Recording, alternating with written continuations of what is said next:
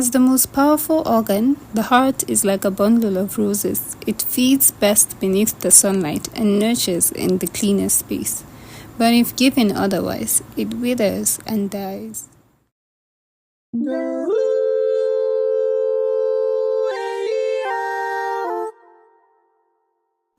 This is a story of hearts that rumble around self-worth and value. The story of people who are close to you that do not let the feet of their hearts march to the parade ground of despair, succumbing to the spear that dwell in their chests, swimming in the ocean of not finding love and acquaintance and certainty.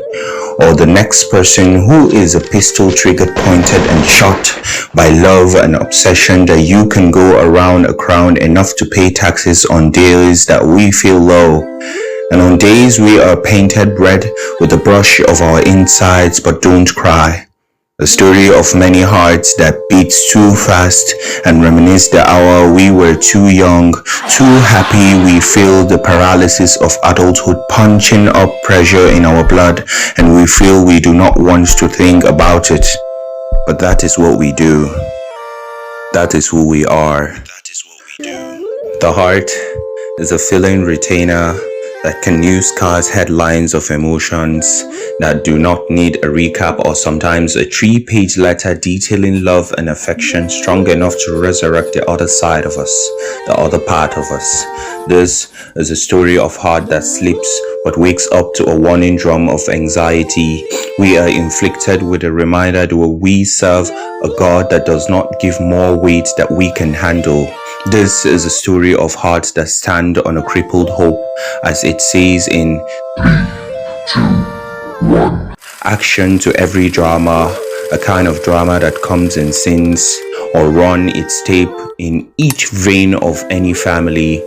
This is a story that is strong enough to convince you that whatever picture of fate your heart feels is an inheritance from the bearer of the message. That every heart do have a registered file of grief which may come sooner or maybe later with a tombstone stamp on every DNA.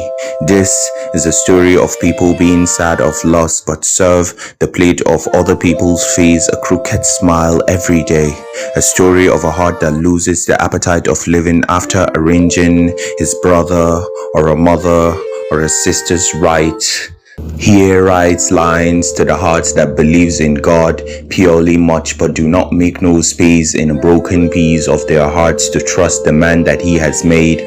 I'll tell you of a story of hearts that call all these varieties of sorrows a diagnosis of a disease. We fall on the wrong side of every statistical projection of suicidal high rate data. We have a heart that's been dead so many times that cries and pray and bury our dead self, cry and pray and bury our dead selves again. There are days that I look at my friend laughing, but I see a map drawn all over his face leading me to the crucifix inside his head. This is for the heart that makes me wonder why he hide his pain in between his teeth, and can lead up to a use of toothpaste and brush to brush it out to the side, to give in to failure of fate. This is a story of finally someone saying a help is coming from the bloodline of humankind. This is also a story for people who knowingly and finally turn their back on God but still say to their hardship or every hope on God.